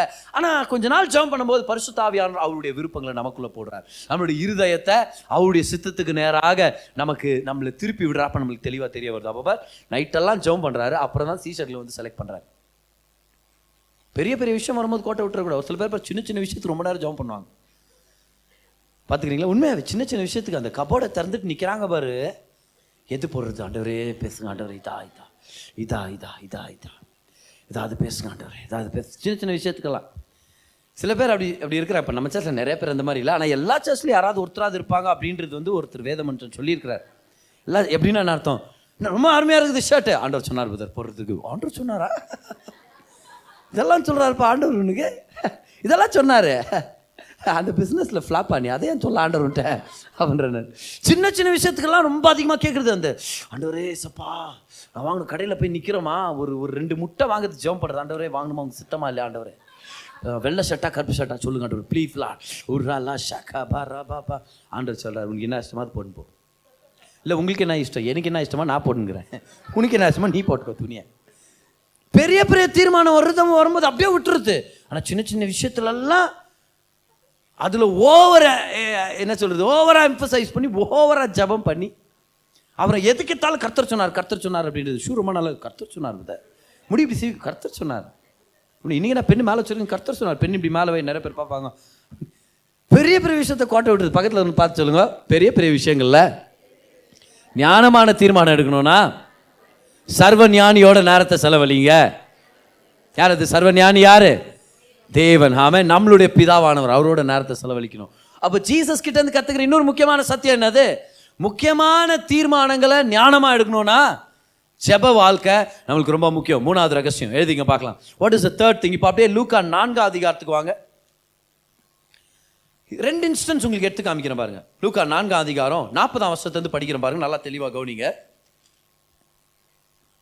சூரியன் அஸ்தமித்த போது ஜனங்கள் எல்லாரும் தங்களுக்குள்ளே பல வியாதிகளால் வருத்தப்பட்டவர்களை அவரிடத்தில் கொண்டு வந்தார்கள். ரொம்ப கஷ்டப்படுற ஜனங்களை, வியாதியஸ்தங்களை கொண்டு வர்றாங்க. அவர்கள் ஒவ்வொருவர் மேலும் அவர் தம்முடைய கைகளை வைத்து அவர்களை சொஸ்தமாக்கினார். 41ஆம் வசனம் பார். பிசாசுகளும் நீர் தேவனுடைய குமாரனாகிய கிறிஸ்து என்று சத்தமிட்டு அநேகரை விட்டு புறப்பட்டது. அவரை கிறிஸ்து என்று பிசாசுகள் அறிந்தபடியால் அவர் அவைகளை பேச ஒட்டாமல் அதட்டினார். பார், ஆண்டவர் வந்து பிசாசு துரத்தும் போதெல்லாம் பேச விடுறதுல, சைலண்டா வெளியே போ அப்படின்றார் ஆண்டவர். உதயமான போது தான் இப்போ அடுத்த நாள் காலையில் அவர் புறப்பட்டு வனாந்திரமான ஒரு இடத்துக்கு போனார். ஏன் அப்படி பண்ணாரு பாருங்க. திரளான ஜனங்கள் அவரை தேடி அவரிடத்தில் வந்து தங்களை விட்டு போகாதபடிக்கு அவரை நிறுத்தி கொண்டார்கள். நல்லா கவனிங்க. அதிகாலையில் எந்திரிச்சு ஜீசஸ் எங்க போனாரு? ஒரு தனிமையான இடம் ஜெபம் பண்றதுக்காக. எல்லாரும் சொல்லுங்க, ஜெபம் பண்றதுக்காக அதிகாலையில அவர் நேரத்தை செலவழிச்சார். அடுத்தது என்ன நடக்குது பாருங்க. அந்த முந்தின நாள் அற்புதங்கள் அனுபவிச்சாங்களே, இந்த ரிவைவல்ல இருந்தாங்களே, அதே ஜனங்க அவரை தேடி வர்றாங்க. வந்து அவரிடத்தில் வந்து தங்களை விட்டு போகாதபடிக்கு அவரை நிறுத்தி கொண்டார்கள். அப்படியே எல்லாரும் இல்லை பாஸ்டர் நீங்கள் இங்கே போகக்கூடாது, ஐயா நீங்கள் போகக்கூடாது, ஐயரே ஃபாதர் நீங்கள் போதீங்க ஃபாதர் அப்படின்ட்டு எல்லாரும் ஜே சுற்றி நிற்கிறாங்களா. 43ஆம் வசனம். அவரோ அவர்களை நோக்கி, நான் மற்ற ஊர்களிலும் தேவனுடைய ராஜ்யத்தை குறித்து பிரசங்கிக்க வேண்டும், இதற்காகவே அனுப்பப்பட்டேன். எல்லாரும் சொல்லுங்க, இதற்காகவே அனுப்பப்பட்டேன். சத்தமா சொல்லுங்க, இதற்காகவே அனுப்பப்பட்டேன். வெற்றி நிறைய தவறான வாய்ப்புகளை ஓபன் பண்ணி கொடுக்கும். ஆனா தேவனோட ஜெபம் பண்ண கத்துக்கிட்டவன் தைரியமா சொல்ல முடியும், அதற்காக இல்ல, நான் எதற்காக அழைக்கப்பட்டேன்னு எனக்கு தெரியும். என் அழைப்பை தவிர்த்து வேற எந்த ஆப்பர்ச்சுனிட்டிக்கு நான் ஓப்பனிங் கொடுக்க போறது இல்ல. எனக்கு கர்த்தர் எதுக்கு அழைச்சிருக்கிறாரோ அதுல நான் ஃபோக்கஸ் பண்றேன். எப்படி வந்துச்சு ஜீசஸ்க்கு அந்த தெளிவு? போய் ஜெபம் பண்றாரு. பிதாவே, ஜனங்க ஓவரா புகழ்றாங்க, ஜனங்க நம்மளை விட மாட்டேங்கிறாங்க, அற்புதங்களை பார்த்தா நம்மளை விட மாட்டேங்கிறாங்க. என்ன பண்ணுறது ஆண்டவரே? பிதாவானவர் ஒரு தெளிவை கொடுத்துருக்கிறார் பார். அப்போ அவங்களாம் வந்து கெஞ்சுறாங்க, நீ எங்கேயும் போகாதீங்க, இங்கே இருங்க, எங்கள் ஊர்லேயே இருங்க, எங்கள் ஊரில் ஒரு சர்ச் ஒன்று கட்டி தர்றோம், இங்கே நீங்கள் ஃபாதராக இருங்க, ஒரு ட்ரெஸ் கூட ஃபாதர் மாதிரி தான் இருக்குது. இப்போ ஜிஎஸ் சொல்கிறார், இல்லை எனக்கு ஏற்கனவே மேலத்தில் இந்த உத்தரவு வந்துச்சு, என் திட்டம் இது இல்லை, என் சித்தம் இது இல்லை, எனக்காக கர்த்தர் வச்சிருக்கிற அசைன்மெண்ட் இது இல்லை. நான் என்ன பண்ண தெரியுமா, நிறையா ஊருங்களுக்கு போய் தேவனுடைய ராஜ்யத்தை நான் பிரசங்கம் பண்ணுமா இருக்குது அப்படின்ட்டு அந்தபடியே கலிலேயா நாட்டில் உள்ள ஜப ஆலயங்களில் பிரசங்கம் பண்ணி கொண்டு வந்தார். எழுதிக்க. 3ஆவதா நம்ம ஏன் திரும்ப ஒரு ஜப வாழ்க்கையை கடைப்பிடிக்கணும்? ஏன்னா தேவனுடைய சித்தத்துக்கு நேராக நம்மளுடைய வாழ்க்கையை சீரமைக்க கற்றுக்கணும். To realign yourself to God's will. To realign yourself to God's will. Why pray? Why have a lifestyle of prayer? So that you are not distracted by other opportunities in the world, so that you will realign yourself to the will of God on your life. கர்த்தர் உங்களை எதுக்கு அழைச்சிருக்கிறாரோ, இந்த காலகட்டத்துக்கு at present இந்த காலத்தில் நீங்கள் எதை செய்யணும், எந்த இடத்துல இருக்கணும், எதில் நீங்கள் ஈடுபடணும்னு சொல்லி கர்த்தர் திட்டமிட்டு இருக்கிறாரோ அந்த விஷயத்துக்காக உங்களை நீங்கள் சீரமைக்கிறது. சீரமைக்கிறதுனா என்ன அர்த்தம்? ஒரு நாள் நல்லா தான் இருந்தோம், நடுவில் வந்து உங்கள் ஜாலரை தட்டி புகழ்ந்து பேசி இது ஓப்பன் பண்ணி தரேன், நான் உனக்கு இந்த ஆப்பர்ச்சுனிட்டி தரேன், நான் உனக்கு இந்த மாதிரி உன்னை பார்த்துக்கிறேன், இப்படி எல்லாம் ஒரு டெம்டேஷன் கொண்டு வரும்போது என்ன ஆகுது? நம்மளுடைய மைண்ட் டிஸ்டர்ப் ஆகுது. ஒருவேளை இது கூட கர்த்தருடைய சித்தமோ என்னவோ, இது கூட கர்த்தருடைய சித்தமோ என்னவோ, இல்லை இது ஆண்டவருடைய திட்டமாக இருக்காதா? டக்குன்னு பார்த்தீங்களா, நான் ஜோம் பண்ணிட்டு இருந்தேன், 10,000 ரூபாய் வேணுமாச்சு, ஒரு 20,000 ரூபாய் தரேன்றாரு, ஆனால் என்ன சர்ச்சுக்கு வர முடியாது, அவ்வளோதான். ஆண்டவர் சொல்ல, நீ என்ன பண்ண தெரியுமா, என்கிட்ட நீ ஜெபத்தில் வரணும். அப்போ நான் என்ன பண்ணுவேன், என் சித்தத்துக்கு நேராக உன்னை சீரமைக்க போகிறேன், உன்னுடைய மனதின் திட்டங்களை நான் சீரமைக்க போகிறேன். நான் சொன்னதில்ல, இந்த பாட்டில் நம்ம பாடணும், உந்தன் ஏக்கம் விருப்பமெல்லாம் என் இதய துடிப்பாக மாற்றும். சில பேர் இந்த பாட்டை பாடும்போது அப்படியே கன்ஃபியூஸ் பண்ணி பாடிடுது. எந்த ஏக்கம் விருப்பமெல்லாம் உங்கள் இதய துடிப்பாக மாற்றும் ஆண்டவர் அப்படின்ட்டு அப்புறம் கரெக்ட் பண்ணிக்கிறோம் ஜெபத்தில் நடுவில் ஆராதனை மத்தியிலே. கரெக்டாக நந்ததை வர்ஷிப் லீடருங்க அப்படி பண்ணிட்டாங்கன்னா மாட்டிக்கினாங்க, மைக்கில் கேட்டுருது. ஆனால் ரொம்ப கேர்ஃபுல்லாப்பா, ஆண்டவரே உந்த நேக்கம் விருப்பமெல்லாம் என் இதய துடிப்பாக மாற்றுங்க. அப்போ டிஸ்ட்ராக்ட் ஆகிட முடியும். ஜனங்க பார், நம்ம நல்லா தான் போயின்னு இருப்போம், அவங்களா வந்து இன்னும் ஜாலரை தட்டி விட்டுருது, அவங்களா வந்து என்ன அருமையாக பண்ணுற, நீயும் ஒரு கம்பெனி ஆரம்பிக்கக்கூடாது. யார் சார் பாஸ் சொன்னதா? பாஸ்ட்டு சொல்லிட்டு அதை தெரியாமல் தான் உன்ட்ட சொல்லுங்கிறேன் நான். என்ன அருமையாக பாடுறீங்க தம்பி, நீங்கள் ஒரு வர்ஷிப் பேண்ட் ஆரம்பிக்கக்கூடாது. அவர் யோசிப்பார், இல்லை கர்த்தர் இன்னைக்கு எனக்கு வச்சிருக்கிற திட்டம் அது இல்லை, என் மைண்டில் அது இல்லை. நான் சொல்கிறேன் பாருங்கள், ஆவியானவர்கிட்ட பேசினார், அப்படியே இருக்கும்போது பேசினார், தங்கச்சி நீ நல்லா பிரசங்கம் பண்ணுறியம்மா, நீ ஏன் ஒரு சர்ச் ஆரம்பிக்கக்கூடாது? என்ன பிரச்சனைனா, இதில் கர்த்தர் வழி நடத்தும் போது அதில் ஒரு ஃப்ளோ இருக்கும், அதில் ஒரு ரெஸ்ட் இருக்கும், அதில் ஒரு மகிமை, அதான் சொல்லுங்க மகிமை, கனம் வாய்ந்ததாக இருக்கும். கர்த்தர் ரிலீஸ் பண்ணும்போது அதில் ஒரு ஆனர் இருக்கும். ஆண்டவர் அப்படியே நைஸாக நழுவி போகிற மாதிரிலாம் பண்ண மாட்டார். சைலண்ட்டாக ஒதுங்கி போய் ஒரு இடத்துல ஒரு புது கம்பெனி, ஒரு இடத்துல சைலண்ட்டாக அப்படியே ஒதுங்கி போய் பப்ளிக்காக இருக்கும், அதில் மகிமை இருக்கும், அதில் மேன்மை இருக்கும், யாரை பார்த்தும் பயப்பட தேவையில்லை, எந்த ஒளிவு மறைவும் இருக்காது, அதில் தேவனுடைய ஞானம் வெளிப்படுறதை நம்ம பார்க்க முடியும். அப்போது இந்த மாதிரி ஜனங்க வர்றாங்கல்ல, இல்லை நீங்கள் தான் வேணும் இந்த இடத்துல இருங்க அப்படின்னா ஜீசஸ் சொல்கிறார், பார் அதுக்காக நான் அனுப்பப்படலை. எதுக்காக நீங்கள் அனுப்பப்பட்டிருக்கிறீங்க? இப்போ எதை செஞ்சுட்ருக்கிறீங்க? What were you sent for and what are you doing right now? If you find that it is not aligning, then you have to get back to that place of prayer. தேவனோட ஜெபிக்கிற அந்த வாழ்க்கை முறைக்கு வந்து சொல்லுங்க, ஆண்டவரே என் வாழ்க்கையை realign, நல்லா சொல்லுங்க, ரீஅலைன் ரீஅலைன் ரீஅலைன் ரீஅலைன் பண்ணுங்க ஆண்டவரே.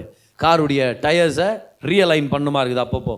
அதே போல் தேவன் சொல்கிறாரு, உன் வாழ்க்கையுடைய டயருங்களை நான் ரீஅலைன் பண்ணும்.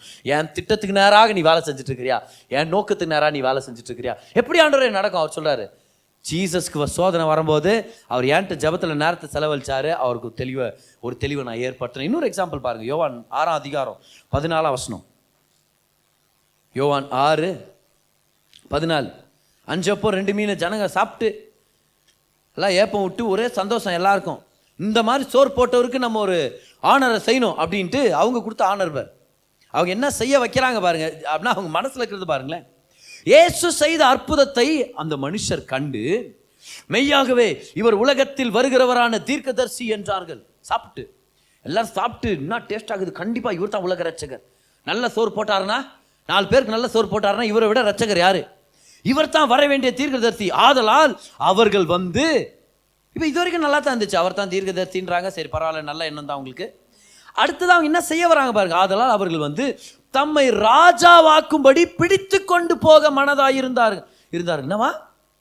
புட்சன் போனாங்களாம். புட்சன் போகிறதுக்கு பிளான் பண்ணிட்டாங்களா அவங்க. என்னன்ட்டு அவர் அப்படியே கூட வரமாட்டார், அவர் சாது, ரொம்ப சாதுவானவர், அவர் முடி விட்டுக்கிறாருல அப்பவே தெரியாது சாதுவானவர் அவர். எப்படின்னா அப்படியே புட்சன் போயினவர், புட்சன் போயிட்டு ஒழுங்குமரியாதை ராஜா அவரையா இல்லையா ஆகணும் அப்படின்னு நம்ம ஃபோர்ஸ் பண்ணோம். இவங்க பிளான் பண்ணுகிறாங்க. இதை யார் கண்டுபிடிச்சது? ஜீசஸ். நல்லா சாப்பிட்டுக்கிறாங்க, நல்லா ரொட்டி எப்படி பிடிங்க சாப்பிட்றேன், இதை மீனை கச்சு சாப்பிட்டுக்கும் போதே இவங்க பேசினுக்கிறாங்க. என்ன நீ ரெடியாகிற தம்பி, அங்கே பார்க்குறோம், நீ இப்படி சரியா, சீசர்களை நீ ஹேண்டில் பண்ணிக்க, பேதுருன்ற நான் ஹேண்டில் பண்ணிக்கிறேன். அவரை புட்சின்னு போய் தான் அவரை ராஜாவாக்க முடியும். ஒவ்வொருத்தரும் பிளான் பண்ணு. இவங்க சாப்பிட்டு மென்னு இருக்கிற சத்தத்திலே ஆண்டவங்க இருதயத்தின் வாஞ்சையை தெரிஞ்சுக்கிறாரு. ஓ இப்படி பிளான் பண்ணுறீங்களா நீங்கள் அப்படின்ட்டு இயேசு அறிந்து மறுபடியும் விலகி எங்கே போவார்னு நினைக்கிறீங்க? எங்கே போயிருப்பாருன்னு நினைக்கிறீங்க? எந்த விஷயத்துக்காக போயிருப்பாரு? தனியே மலையின் மேல் ஏறினார். எதுக்காக? ஜெபம் பண்ணுறதுக்காக. பிதாவே உங்க திட்டம் வேற.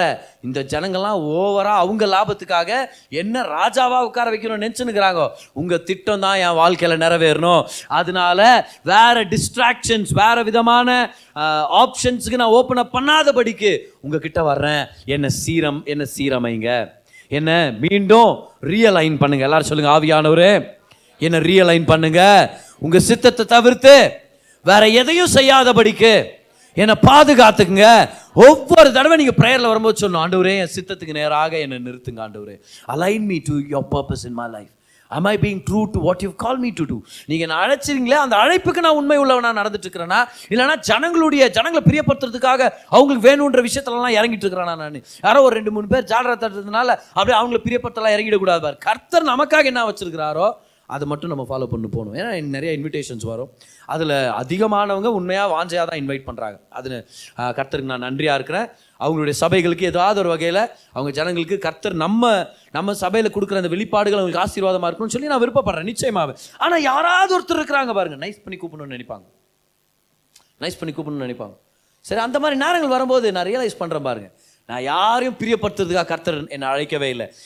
கர்த்தர் எனக்கு என்ன அழைப்பை வச்சிருக்கிறாரு, எனக்கு என்ன அசைன்மெண்ட் கொடுத்துருக்காரு எனக்கு தெரியும். அதனால தான் என்னுடைய நம்பர் 1 ப்ரையாரிட்டியே ஊழியக்காரன் பொறுத்த வரைக்கும் என்னுடைய நம்பர் 1 ப்ரையாரிட்டி என்னுடைய சபையை விட்டுட்டு அப்பப்போ நான் வெளியே போகிற பழக்கத்தை நான் ஆரம்பத்துலேருந்தே வளர்த்துக்கவே இல்லை. எனக்கு என்ன தெரியுமா, நம்மளுடைய சபை ஜனங்களுக்கு நல்ல ஆகாரம் கிடைக்கணும், ஒரு தகப்பனாக நான் இருக்கணும், வீட்டில் நான் இருந்து என் பிள்ளைகளை நான் பார்த்துக்கணுமா இருக்குது, அவங்களுக்கு ஒரு நல்ல பிரசங்கத்தை கொடுக்கணும். அதுக்கப்புறம் கர்த்தருடைய தயவு நிமித்தம் ஒரு சில வாசல்கள் திறக்கும்போது அதை நான் எடுத்துக்கிறேன். ஆனாலும் என்னுடைய முக்கியமான நோக்கம் என்னன்னு எனக்கு தெரியும்.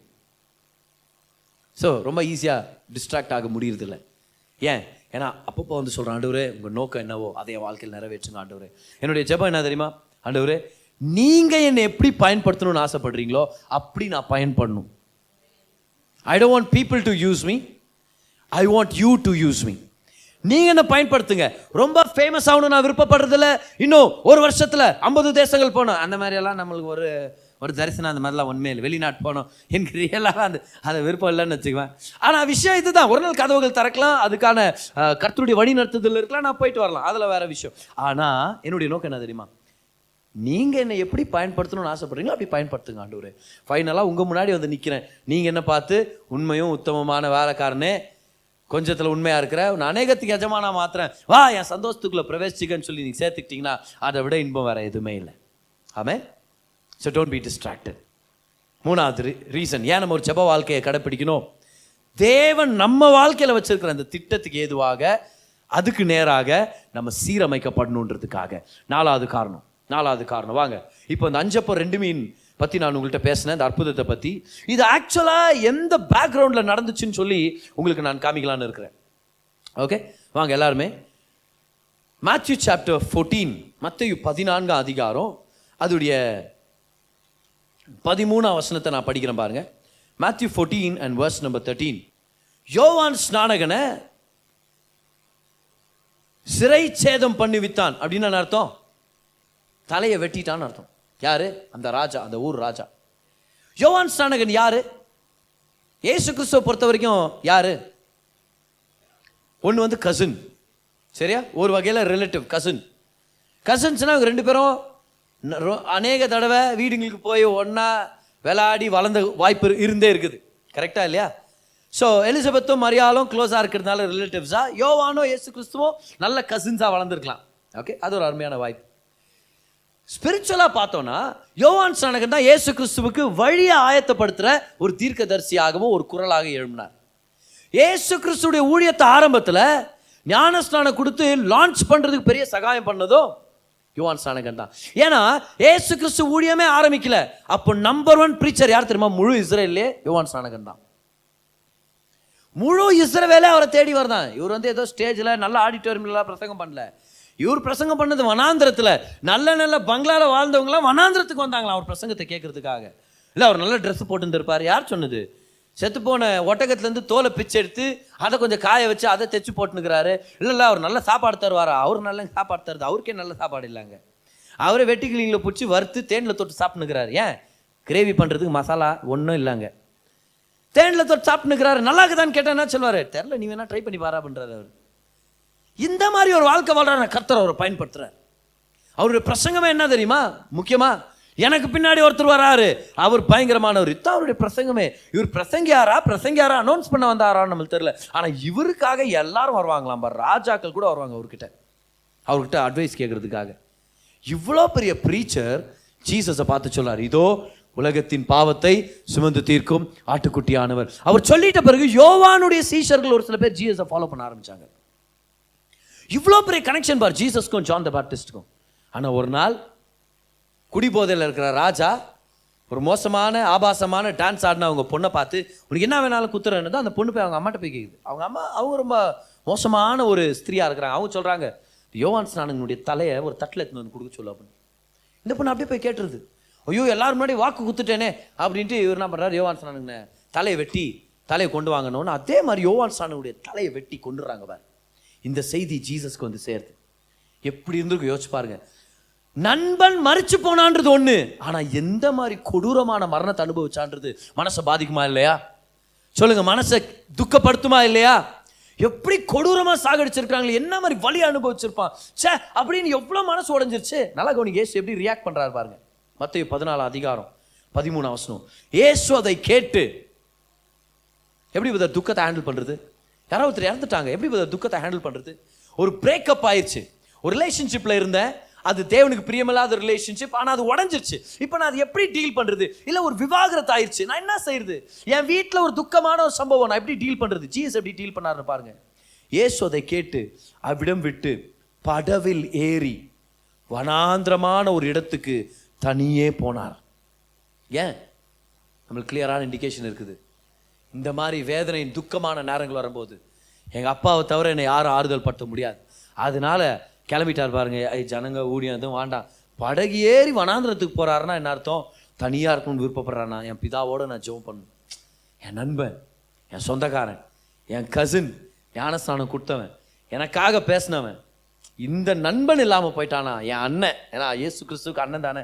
அந்த மனுஷத்துவத்தை நம்ம யோசிச்சு பார்க்கும்போது 6 மாதம் மூத்தவர் தான் யோவான் ஸ்நானகன். இன்னைக்கு இல்லையே, தனித்து போறார். ஆனால் என்ன நடக்குது பாருங்க அந்த இடத்துல. இவர் படகேறி வனாந்திரத்துக்கு போனா இவரை ஃபாலோ பண்ணிக்கணும் பாருங்க. இயேசு அதை கேட்டு அவ்விடம் விட்டு படவில் ஏறி வனாந்திரமான ஒரு இடத்துக்கு தனியே போனார். ஜனங்கள் அதை கேள்விப்பட்டு பட்டணத்திலிருந்து கால்நடையாய் அவரிடத்திற்கு போனார்கள். நடத்தினே போயிட்டாங்களா அவங்க? நடத்தினே போயிட்டாங்களா? இல்லை, அவர் பின்னாடி போறோம் நாங்க. இயேசு வந்து திரளான ஜனங்களை கண்டு நம்மள அதை என்ன பண்ணியிருந்திருப்போம்? மனசு துக்கமாகுது, ஒரு மரணம். அந்த நேரத்தில் ஜனங்க வர்றாங்க, போதகரே, ஐயரே, ரபி. நம்மள அதை என்ன பண்ணியிருந்திருப்போம்? அவங்கள பார்த்து, நானே மனசு ஒன்று போய்க்கிறேன், என்ன தேடி வர்றீங்களே, நல்லா இருப்பீங்களாடா நீங்களான்னு கேட்டுருந்துருக்கலாம். மனுஷனை ஒரு 2 மணி நேரம் நிம்மதியாக விட மாட்டீங்களா? இப்படியெல்லாம் திட்டுறதை விட்டுட்டு பாருங்க, வசனத்தை பாருங்க, தான் நம்மளுடைய ஜீசஸ் பாருங்க. அவர்கள் மேல் மனதுருகி அவர்களில் வியாதியஸ்தர்களாயிருந்தவர்களை சொஸ்தமாக்கினார். நீங்க காயப்பட்ட போது பிறருடைய காயத்தை ஆற்றுறதுக்கு நீங்க ஆயத்தமா இருந்தீங்கன்னா அப்போ ஊழியத்துக்கு நீங்க ரெடியா இருக்கிறீங்கன்னு அர்த்தம். இதுதான் ஊழியமே. You will be hurt, but you will minister to people who are hurt. அதான் ரியல் ஊழியமே. வியாதியஸ்தர்கள் எல்லாம் சொஸ்தமாக்கினார். 15ஆம் வசனம் பாருங்க. இப்போ சாயங்காலமான போது அவருடைய சீஷர்கள் வந்து, ஆண்டவரே சாப்பாடு இல்லாமல் உட்காந்துக்கிறாங்க. அவங்க மட்டும் இல்லை, நாங்கள் கூட அப்படி தான் உட்காந்துக்கிறோம், ஏதாவது குத்திங்கன்னா ரொம்ப நல்லா இருக்கும், அனுப்பிவிடுங்க ஆண்டவரே, போகிற வேலை என்ன ஹோட்டலில் சாப்பிட்டோம். ஆண்டவர் சொல்ல, போகிற வேலை எங்கப்பா ஹோட்டல் இருக்குது, நீங்களே கொடுங்கப்பா சாப்பாடு. எங்கள்கிட்ட என்ன இருக்குது? ஏதாவது இந்த சின்ன பையன் அப்போத்துலேருந்து பிடிச்ச உட்கார பக்கத்தில் அவர் டிஃபன் திறந்து காமிச்சான், அதனால் விடுவேல அவனு. நான் 5 அப்போ 2 மீன் வச்சுனுங்கிறேன். அது எத்தனை பேருக்கு தருது? ஜீசஸ் அது என்கிட்ட கொண்டு வா, நான் பண்ணுறேன். இவரே மனசு ஒன்று போய்க்கிறாராம், அடுத்தவங்களுக்கு சாப்பாடு கொடுக்குறாராம். எடுத்து அந்த அப்பத்தை ஆசீர்வச்சு, மீன்கள் ஆசீர்வச்சு, அது 5000 பேர் கொடுக்குறாரு. கொடுத்துட்ட பிறகு எல்லாரும் வயிறு நிறையா சாப்பிட்றாங்க. சாப்பிட்ட பிறகு என்ன நடக்குதுன்னு பாருங்களேன். சாப்பிட்ட பிறகு 23ஆம் வசனம் பாருங்க. அவர் ஜனங்களை அனுப்பிவிட்ட பின்பு, நீங்க சொல்லுங்க, எதுக்காக வந்தார் அந்த மலைக்கு? ஏன் ஜெபம் பண்ண வந்தார் அந்த நேரத்தில்? ஏன்னா யோவான் ஸ்நானகனுடைய கொடூரமான மரணத்தின் துக்கத்தினால வந்தார் தானே. இப்ப ஜனங்க நடுவில் வந்துட்டாங்க, சாப்பாடு கொடுத்து அனுப்பி முடிச்சுட்டு என்ன பண்றாரு பாருங்க, கண்டினியூ பண்றாரு. அவர் ஜனங்களை அனுப்பிவிட்ட பின்பு தனித்து ஜெபம் பண்ண ஒரு மலையின் மேல் ஏறி சாயங்காலமான போது அங்கே தனிமையா இருந்தார். ஜனங்களை மட்டும் அனுப்பி விடல, சீஷர்களை அனுப்பி விட்டார். போங்க, நீங்களும் போங்க. ஏன்னா இந்த துக்கத்துல இருந்து வெளியே வரணும்னா எங்க அப்பாவோட நேரத்தை செலவழிக்கிறதுனால மட்டும்தான் முடியும். ஏன்னா வசனத்தை அவர் படிச்சிருப்பாரு, அவருக்கு தெரியும், அவர் தான் வார்த்தையானவர். நொறுங்குண்ட இருதயம் உள்ளவனுக்கு தேவன் சமீபமா இருக்கிறார், உடைந்த உள்ளம் உள்ளவனுக்கு தேவன் சமீபமா இருக்கிறார். பாருங்க, நம்ம காஸ்பல்ஸ்ல படிக்கிறோம், ஜீசஸ் அநேக தடவை பெத்தனிக்கு போனார். நம்ம பார்க்கிறோம், பெத்தனி அவருக்கு இருதயத்துக்கு ரொம்ப நெருக்கமான ஒரு இடமா இருந்துச்சு. பெத்தனி ஏன் பெத்தனினா வேதனையின் இடம்னு அர்த்தம். இன்னைக்கு உங்க வாழ்க்கையில நீங்க பெத்தனில இருந்தீங்கன்னா ரெடி ஆகுங்க, ஜீசஸ் உங்களை தேடி வர்றார். ஏன்னா உடைந்த உள்ளம் உள்ளவர்களை ஆறுதல் படுத்தணும் அவருடைய நோக்கமா இருக்குது. அவர் சொன்னார், என்கிட்ட வா, நேரத்தை செலவழி. அது என்ன துக்கம்? அநியாயமா உன்னை வேலையை விட்டு துரத்திட்டாங்களா? உனக்கு திறக்க வேண்டிய வாசல் திறக்கல, வேற ஒருத்தன் பூந்துட்டானா அந்த வாசல்ல? உனக்கு கிடைக்க வேண்டிய நன்மை கிடைக்காம ஏமாந்து போயிட்டியா? ஆண்டவர் சொன்னார், யாரோ ஒரு பொண்ணாலேயோ பையனாலேயோ மனசு உடைக்கப்பட்டிருக்கிறியா? இல்ல தகப்பனை இழந்துட்டியா, தாயை இழந்துட்டியா, இல்ல ஒரு ரொம்ப நெருக்கமான ஒரு நபர் உங்க வீட்டில் இருக்கிற ஒருத்தர் மரணம் அடைச்சிட்டாங்களா? எப்படி அந்த துக்கத்தை சந்திக்கிறதுன்னு தெரியலையா? ஜீசஸ் பிரின்சிபலை ஃபாலோ பண்ணுங்க. பிதா கிட்ட வாங்க, தனியா வாங்க. பிதாவே, என் வாழ்க்கையை உங்களால் மட்டும்தான் சுகமாக்க முடியும். எத்தனை பேர் வந்து விசிட் பண்ணாலும் பிதாவானவரோட தனித்து நேரத்தை செலவழிக்கிறது அதை விட ஒரு வல்லமையான மருந்து இந்த உலகத்தில் வேற எதுவுமே இல்லை. 4வது ரீசன் எழுதிக்கங்க, ஏன் நம்ம ஜெபம் பண்ணோம், ஜெபத்தின் வாழ்க்கையை ஏன் கடைப்பிடிக்கணும். To work through times of grief, துக்கத்தின் நேரங்களை கடந்து செல்லும்படி, வெற்றிகரமாக கடந்து செல்லும்படி. To work through times of grief, துக்கத்தின் நேரங்களை, கடினமான நேரங்களை வெற்றிகரமாக கடந்து செல்லும்படி. உங்கள் வாழ்க்கையில் நீங்கள் ஒருவேளை துக்கத்தின் நேரம் எப்போவாது சந்திக்க நேரிடும் போது ஞாபகம் வச்சுங்க, Jesus principle. Get alone with the father and say, I don't know what happen, but I know that you are with me. எனக்கு தெரியல என்ன நடந்துச்சுன்னு, எது செஞ்சிருக்கலாம், நான் எதை கோட்டை விட்டேன்னு தெரியல, யார் கண்ணு வச்சா, யார் வாய் வச்சா, யார் கையை வச்சா ஒன்றும் தெரில. ஆனால் நீங்கள் இருக்கிறீங்க, என்ன பார்ப்பீங்க, நீங்கள் உள்ளத்தை சுகமாக்க வல்லவராக இருக்கிறீங்க. நிறைய பேர் தவறான உறவில் இருக்கிறது காரணம் என்ன தெரியுமா? இல்லை அவன் இல்லைண்ணா நான் எப்படி இருக்கிறது, தவறான உறவுன்னு தெரியுது, அவனே போட்டு அடிப்பான் திட்டுவான், ஆனாலும் அந்த பையன் கொடுவா இருப்பாங்க பாரு. அப்புறம் இயேசு தெரிஞ்சவங்களா இவங்க இருப்பாங்க, அவங்களே ஒரு தவறான உறவில் இருப்பாங்க, தவறான உறவுன்னு தெரியும் ஆனாலும் இருப்பாங்க. காரணம் என்ன தெரியுமா? அவங்கள பொறுத்த வரைக்கும் அவங்க ஏதோ ஒன்று நம்பிட்டாங்க, அவன் இல்லாமல் என்னால் இருக்க முடியாது, அவன் இல்லாமல் என்னால் இருக்க முடியாது. என்ன பயம் தெரியுமா? அந்த பிரிவினையின் வேதனை என்னை சாவடிச்சிடும். நான் சொல்கிறேன், நீ பிரியாமல் இருந்தானா பாவத்தில் செத்துருவேன், நீ பிரிஞ்சனா உன்னை சாகாதபடிக்கு ஒரு தகப்பன் இருக்கிறார், அவரும் இருதயத்தை சுகமாக்குவார், அவர் உன்னை பலப்படுத்தி அந்த சம்பவமே நடக்காத மாதிரி உன்னை ஆசீர்வச்சு உன்னை வழிநடத்த வல்லவராக இருக்கிறார். அவருடைய ரெஸ்டரேஷன் பயங்கரமானது. நிறைய பேர் ஏன் தவறான உறவில் இருக்கிறாங்க? ஏன்னா அதுலேருந்து பிரியும் போது நடக்கிற வேதனையை அவங்களால ஹேண்டில் பண்ண முடியாது அப்படின்ற அந்த பயம், உங்களால் ஹேண்டில் பண்ண முடியாது. அதனால தான் ஓடி வரணும், பிதாக்கிட்ட வந்து சொன்னப்பா என்னாச்சுன்னு தெரில, யோவான் ஸ்நானகன் தலையை வெட்டிட்டாங்களாம், எவ்வளோ வருஷம் கூட விளையாடி இருக்கிறேன், எவ்வளோ நேரங்களில் நாங்கள் பண்டிகைக்கெல்லாம் ஒன்று சேர்ந்துருக்குறோம், எவ்வளோ விஷயங்களை பைபிளை டிஸ்கஸ் பண்ணியிருக்கிறோம் உட்காந்து, அவர் தரிசனத்தை என்கிட்ட சொல்ல, என் நோக்கத்தை அவர்கிட்ட நான் ஷேர் பண்ணேன், எவ்வளோ விஷயங்கள் நாங்கள் ஒன்றா நாங்கள் பார்த்துருந்துருக்க வாய்ப்பு இருக்குது. இன்னைக்கு யோவான் ஸ்நானகன் செத்துட்டான். அது மட்டும் இல்லை, பிதாவே தலையை வெட்டிட்டாங்களாம், தலையை வெட்டி சாகடிச்சிட்டாங்களாம். நான் கூடுறோம் ஆண்டவரே, பிதாவே என்னை பலப்படுத்துங்க, பிதாவே நான் ரொம்ப சோர்ந்து போயிட்டு இருக்கிறேன், மனசளவு ரொம்ப ஒன்று போயிருக்கிறேன், அழுக தான் வருது, ஆனால் நீங்கள் என்னை சுகமாக்க முடியும். Why pray? So that you can work through times of grief and sorrow. அவரை போல ஆறுதல் படுத்துற இந்த உலகத்தில் யாருமே இல்லை. அப்போஸ்தலர் பவுல் சொல்றாரு, எதுக்கும் பயப்படாதீங்க, எதுக்கும் கவலைப்படாதீங்கன்ற, ஒன்றுக்கும் கவலைப்படாமல். யாரும் சொல்லுங்க இந்த வார்த்தையை, என்ன நடந்தாலும் அது ஒரு விஷயத்து கூட கவலைப்படாதீங்க. அப்புறம் சொல்லாரு, எல்லாவற்றையும் குறித்து உங்கள் விண்ணப்பங்களை, எல்லாரும் சொல்லுங்க விண்ணப்பங்கள். விண்ணப்பங்கள் என்னது?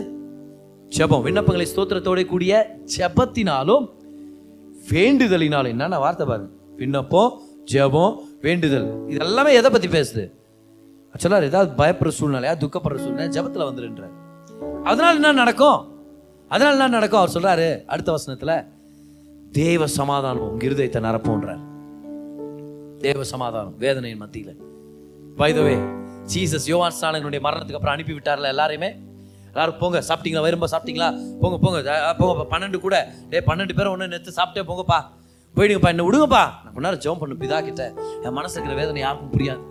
யோவான் ஸ்நானகன் என்னுடைய அண்ணன், என் கசின் இறந்துட்டான், நான் போய் ஜெபம் பண்றேன்னு அவர் தனியா போயிட்டா இருப்பாரு. மலையிலேருந்து பார்க்குறாரு, எங்க நடுராத்திரில் பார்க்குறாரு, சீஷருங்கெல்லாம் கடல் நடுவில் மாட்டிக்கிறாங்க. ஏன்? பெரிய புயல், பெரிய புயல்ல இவங்க நடுவுலயே மாட்டிக்கிட்டாங்க.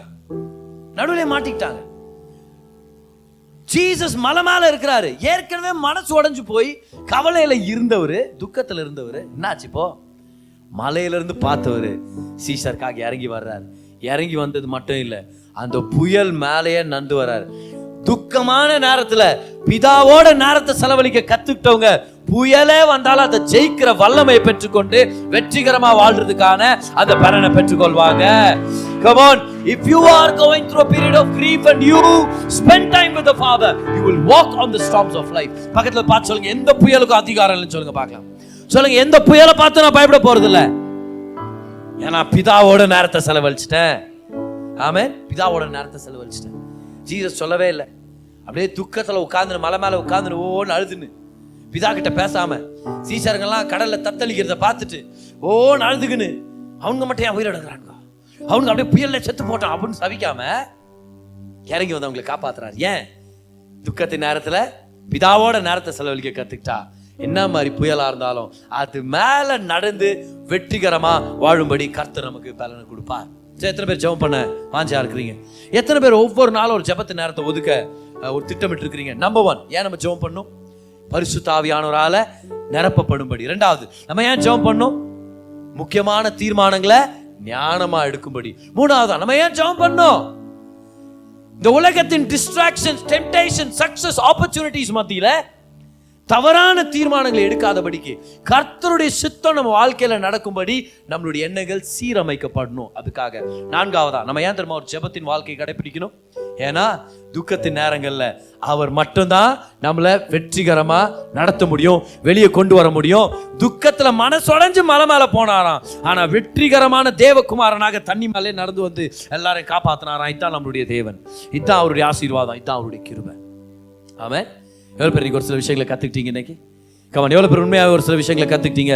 கர்த்தர் உங்க ஜெபத்தை கேட்கிறார், கர்த்தர் உங்க மேல நோக்கமா இருக்கிறார், கர்த்தர் உங்களை பெரிய வகையில் ஆசீர்வதிப்பார். நல்லா கரங்களை தட்டி தேவனுக்கு ஒரு நன்றி செலுத்துங்க. என்ன ஒரு அருமையான வார்த்தை!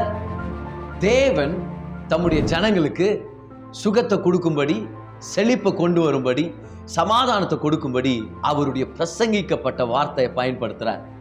இந்த பிரசங்கம் உங்களுக்கு ஒரு தீர்க்க தரிசனமான வார்த்தையை கொண்டு வந்திருக்கோம் அப்படின்னு சொல்லி நான் நம்புறேன். உங்களுடைய தேவைக்கேற்ற மாதிரி கர்த்தர் உங்களோட பேசியிருப்பார், உங்களை பலப்படுத்தி இருப்பார். நம்ம ஜெபிக்க போறோம். அதுக்கு முன்னாடி இந்த விஷயங்களை ஞாபகம் வச்சுங்க. தேவன் நல்லவர், அவர் உங்க மேல கிருபையா இருக்கிறார். நீங்க நல்லா இருக்கணும்னு சொல்லி அவர் விருப்பப்படுறார். உங்க வாழ்க்கையில நடக்கிற சகல காரியங்களையும் நன்மைக்கு ஏதுவாக அவர் திருப்பிட்டு இருக்கிறார். வாங்க ஜெபிக்கலாம். பிதாவே, உங்க தயவுக்காக நன்றி செலுத்துறோம். இந்த செய்தியை கேட்ட உங்க பிள்ளையை நீங்க தொடுங்க, ஆசீர்வதிங்க, நன்மையால நிரப்புங்க, பலத்தால நிரப்புங்க. அவங்களுக்கு என்ன தேவை இருக்குதுன்னு உங்களுக்கு தெரியும் ஆண்டவரே.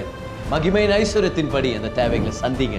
குடும்பங்களை ஆசீர்வதிங்க, வழி நடத்துங்க, தொழில் ஆசீர்வதிங்க. ஒரு நன்மையிலும் குறைபடாதபடிக்கு நிறைவான ஆசீர்வாதங்களால் நிரப்புங்க. இன்னும் பல நன்மையான காரியங்களை செய்வீங்கன்னு எதிர்பார்க்கிறோம். பலப்படுத்துங்க. இயேசுவின் நாமத்தில் ஜெபிக்கிறோம் பிதாவே. ஆமென், ஆமென்.